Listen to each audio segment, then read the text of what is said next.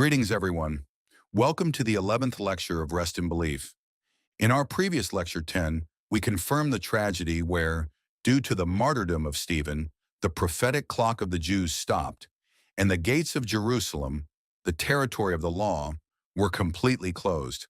The moment that door closed, the Holy Spirit, without delay, shifted the stage of Acts' history to the Gentile world of Antioch.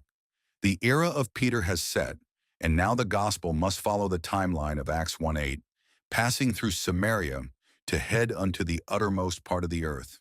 Today in Lecture 11, we will guide you into the scene of the heartbreaking yet fierce doctrinal collision that took place at this dispensational crossroads. As we enter Acts chapter 13, Jerusalem is no longer the center of Christianity. The stage transitions to the Gentile region of Antioch. And upon this new stage, two apostles appear. They are the famous Barnabas and Paul. We established the identity of Barnabas in our earlier Lecture 8. As a Levite and a native of Gentile Cyprus, he was the stepping stone connecting the law and grace. He was the apostle of Samaria for the transitional period. And Paul is the apostle to the uttermost part of the earth, who will advance into the Gentile world bearing the perfect gospel of grace. The Holy Spirit binds Barnabas, the apostle of Samaria, and Paul, the apostle to the uttermost part of the earth, into one team, and finally launches them on the first missionary journey. However, there was one more person included in this team. It was John Mark, Barnabas's nephew, through whom the blood of Samaria flowed. When these three men set out on their mission together, a bizarre incident occurs in Acts 13:13. As Paul began to earnestly proclaim the gospel of grace to the Gentiles, John Mark, who had accompanied them, suddenly abandoned them and fled back to Jerusalem? Why did Mark flee? Was it homesickness? No. The gospel Paul proclaimed was a radical, absolute grace that required no circumcision, no law, and no Sabbath. The transitional man, John Mark, who still had the remnants of the law in his very marrow, simply could not endure the shock of this pure gospel of grace pouring out from Paul. It was the moment his spiritual limitations were exposed. Ultimately, Mark left for Jerusalem, the homeland of the law. Time passed, and it was time to depart for the second missionary journey. And here Barnabas and Paul collide head-on. Barnabas insisted on taking his nephew Mark again, while Paul strongly opposed, stating that they absolutely could not take someone who had fled from the field of ministry.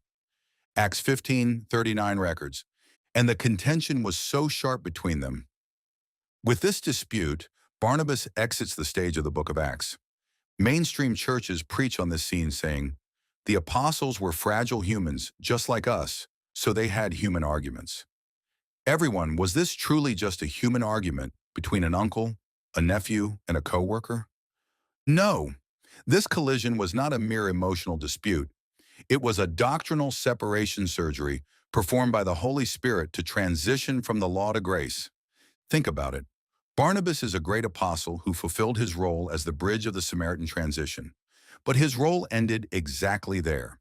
Embracing Mark, his blood relative and the symbol of the transition, he had to remain in that Samaritan territory. Conversely, where was Paul's destination? It was the pure Gentile grace church, where not even 1% of the law was mixed in. It was the uttermost part of the earth. In order for Paul to advance into the territory of perfect grace, he absolutely had to cut off the remnants of the past that were still mixed with the law. He had to sever the old umbilical cord of Barnabas and Mark right at this moment. As a result of this separation surgery, the two groups are perfectly split. Barnabas took Mark and sailed to his homeland of Cyprus, vanishing from the biblical record.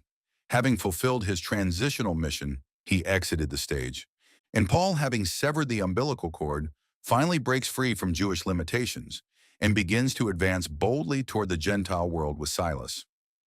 The law and grace, which could not mix any more than water and oil, were finally separated at the epicenter of this great collision in Antioch, each going their own way. The meetings and partings of the figures recorded in the Bible are never coincidences. God utilized even the human conflicts of Paul and Barnabas as dispensational tools to transition the church from Samaria to the uttermost part of the earth. Then is John Mark, the symbol of the transition who was abandoned and fell away from Paul, forsaken forever.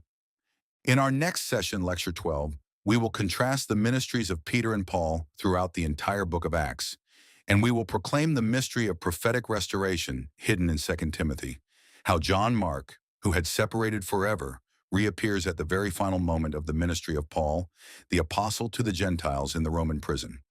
Rest in belief, establishing the framework of the ages. Please look forward to the next lecture. Thank you.